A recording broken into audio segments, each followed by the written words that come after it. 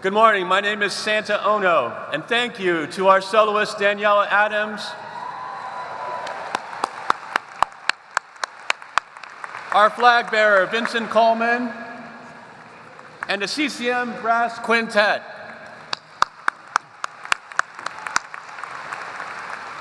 Welcome to the August commencement of the University of Cincinnati. Class of 2014, please rise so that we can give you a round of applause.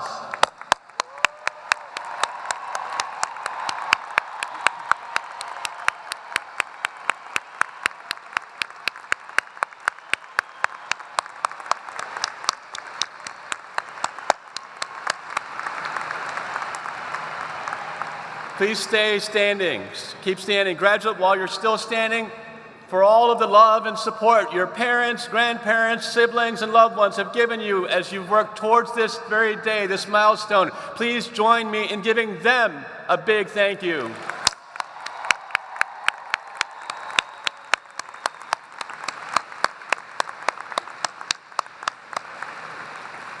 Please be seated.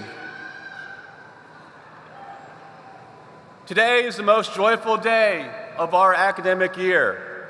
On stage, we have members of the Board of Trustees, our senior leadership team, deans, senior class officers, other student leaders. We're all here to celebrate your accomplishment today. I'd like to ask one more group to stand. They are sitting behind me, and in many ways, they're the most important individuals here. In your careers at the University of Cincinnati, would our distinguished faculty, those who have taught and mentored you in your studies, please rise so that we can recognize the central role that you have played in the lives of these young men and women.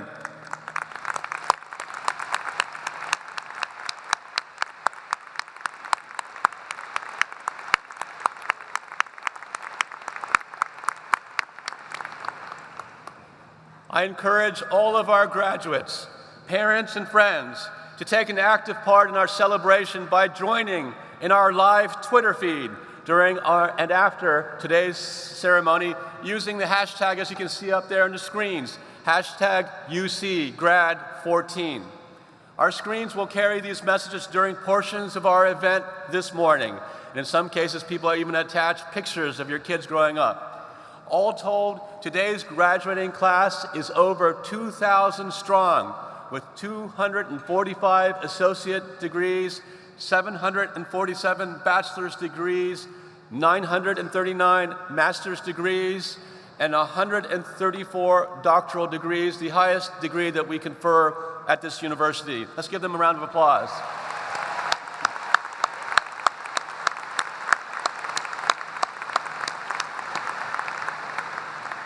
Class of 2014, you represent 48 different states in the Union and 57 different nations.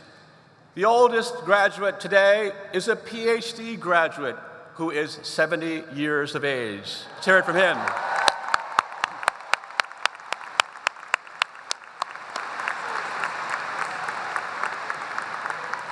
And the youngest graduate is 17 years old, earning an associate's degree. Let's hear it for that person.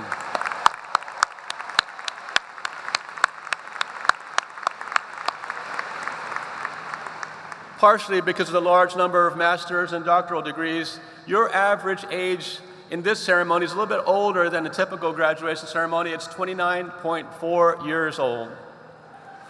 More than 500 of you are graduating from our distance learning programs. And for some, today is the first day that you have ever stepped foot on University of Cincinnati's campus. Welcome to this campus. Welcome to Bearcat Nation. And the good news is that for the class of 2014, employment opportunities are better than last year, and we hope that that trend continues. Our career statistics for the previous class show that UC graduates make the transition into the workforce with an average starting salary of $46,000, with 79% taking a job related to their field of study. But getting a college degree is not just about getting a job, even though that is centrally important. It certainly helps, but there is a higher purpose, I think, to the education that you've received. As a member of the University of Cincinnati family, you graduate with not only an education of the mind, a mastery of a subject, but more importantly, as I say to every entering class, I hope that you have received an education of your heart. What we mean by an education of the mind and heart is that we hope that you have come to understand that with the knowledge that you have gained in your studies, in the classrooms, in the laboratories, in the studios, in the performance halls, also comes a responsibility. A responsibility to leave the world a better place than you found it, as Martin Luther King used to say. Measure your life by how you've impacted others. A responsibility to seek knowledge for knowledge's sake and truth for truth's sake, and to measure your life and your actions by integrity. And a responsibility to empathize with and respect others, regardless of who they are, even those who are very different from you. Whether or not you have a religious faith, you now have an education that carries with it the added obligation to consider all questions and problems carefully from different points of view, to challenge injustice and inhumanity all around the world and in your neighborhoods, and to serve the fellow humans who share this planet with you. Yet you might be tempted to throw up your hands in despair, given the state of the world affairs today. Problems abound in every direction that you turn, whether it's here in Cincinnati or on the other side of the globe. Evil can seem so prevalent when you turn on your television sets. Planes carrying civilians are shot down from the sky without warning or disappear without a trace.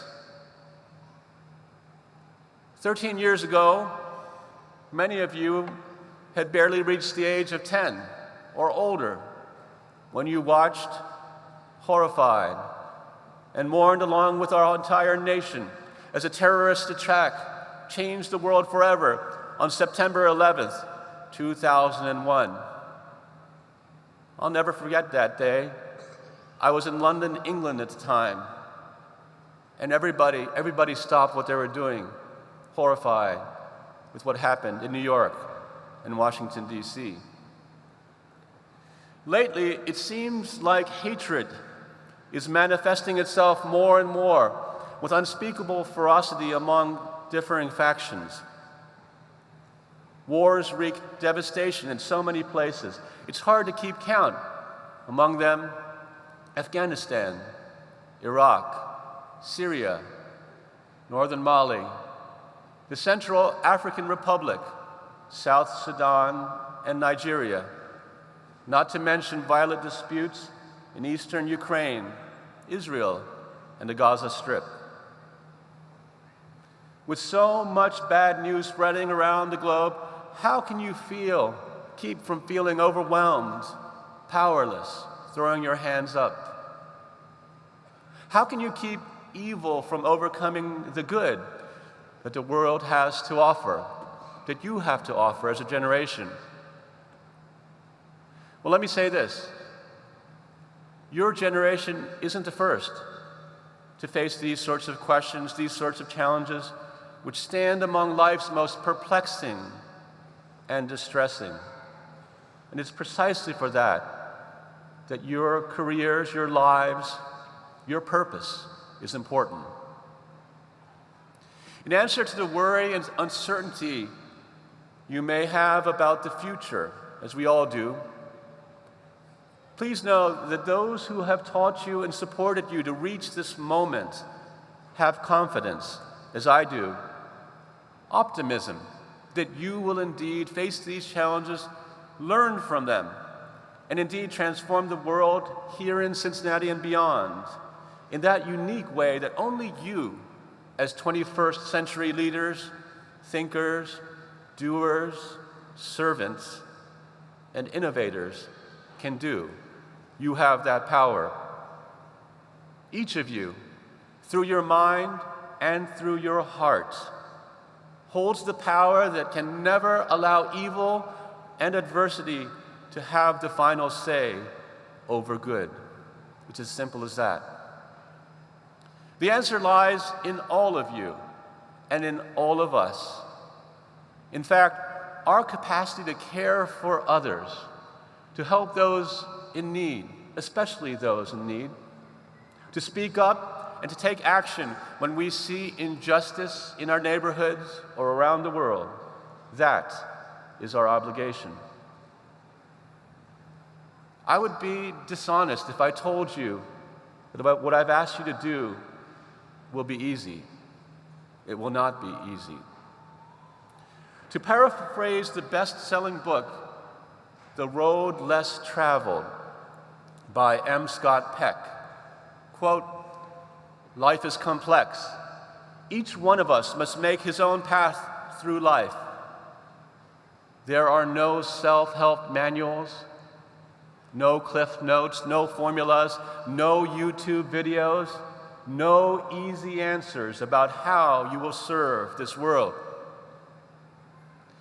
The journey of life is not paved in blacktop or interlocking bricks.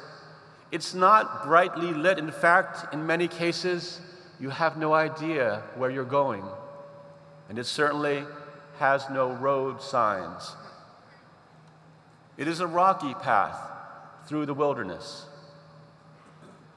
Rocky as the path may be, it helps to remind yourself often that the headlines that you read tend to focus on the worst rather than the best.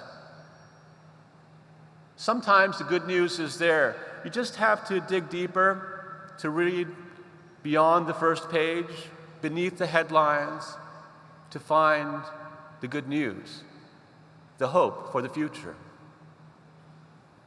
The horrors of 9/11 were answered by countless numbers of people pitching in to offer hope and help. Do you remember?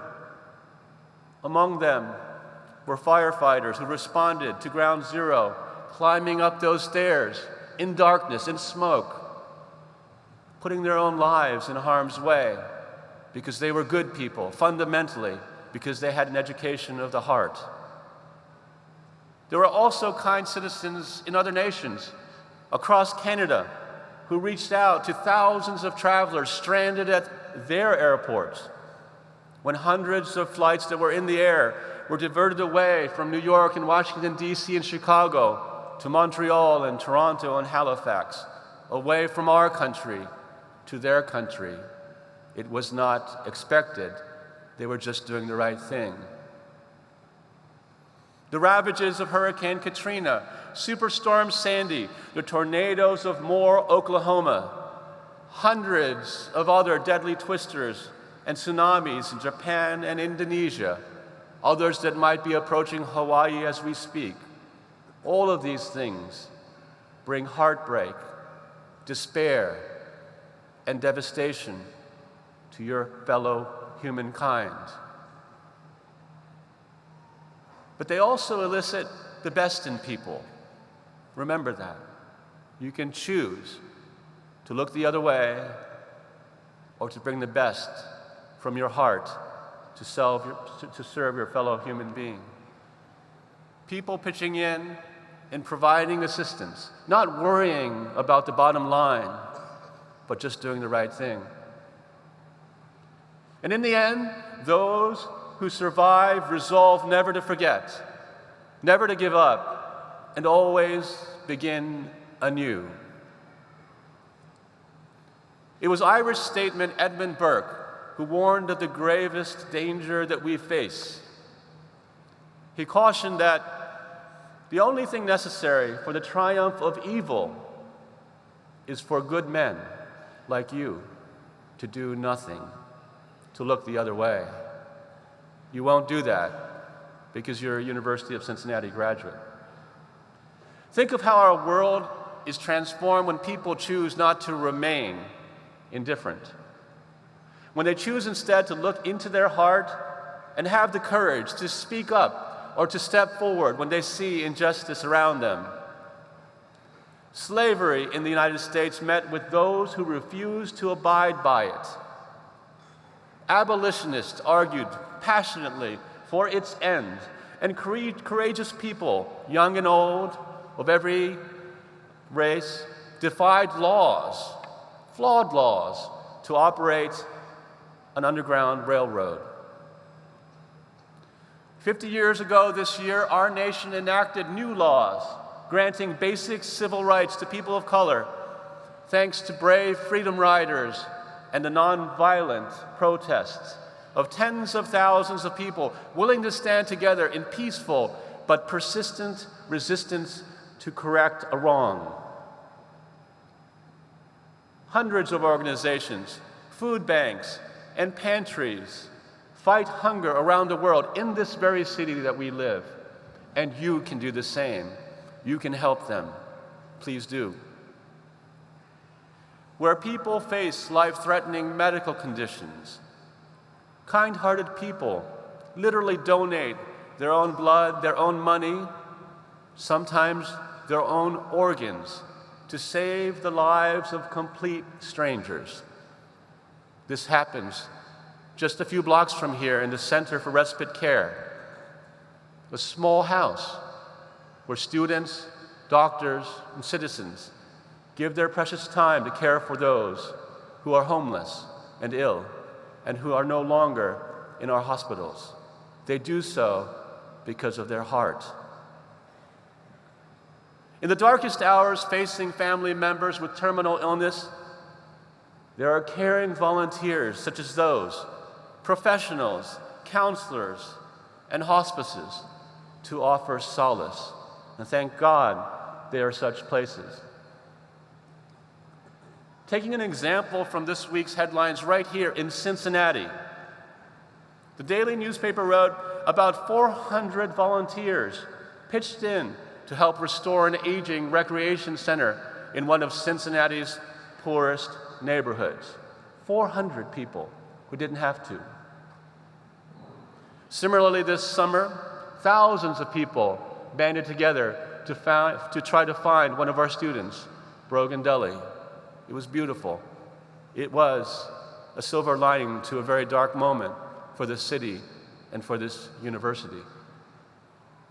The article in the paper featured retired NFL player Jim Boyle, who works at that same rec center and has held similar jobs in other Cincinnati communities for 20 years.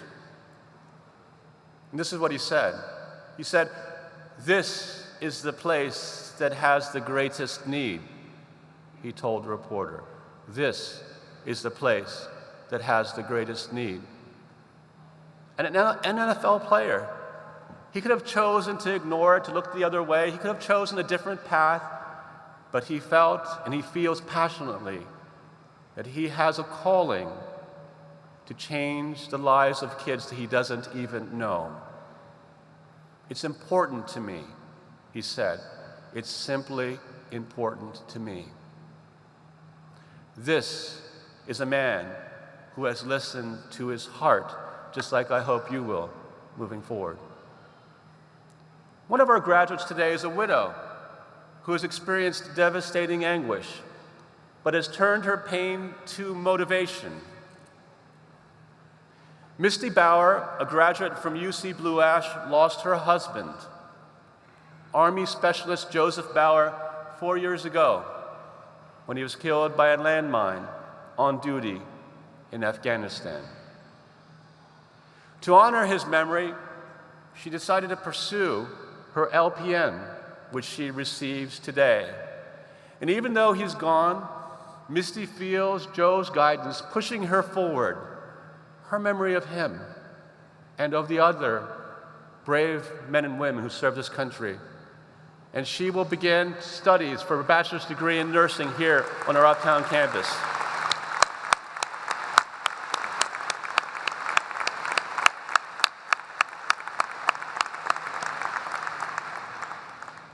These words are from Misty. "With what happened to my husband Joe, and getting to help children every day who are sick, it really helps me appreciate every day of my life. It's all about perspective. Life shouldn't be taken for granted. Everything you do in life should have a purpose. Your attitude will make your day. Your attitude can decide whether you look the other way or whether you serve others. Your attitude can determine whether it can be a good day or a bad day. And that is your choice, she said. It's your choice. Thank you for your sacrifice, Misty. And congratulations on your graduation. I can't wait to shake your hand.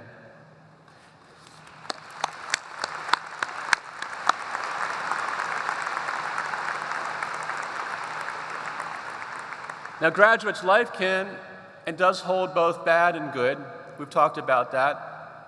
But life also holds goodness, boundless goodness, even more abundant goodness if each of us and each of you chooses to be instruments for good, servants to the world. Each of you can be the life force and the life source for good. There are 2,000 of you. It's remarkable what you can do. Each of you can be the inverse of indifference or hate. Each of you can be part of the goodness that will make the world a better place. This I believe.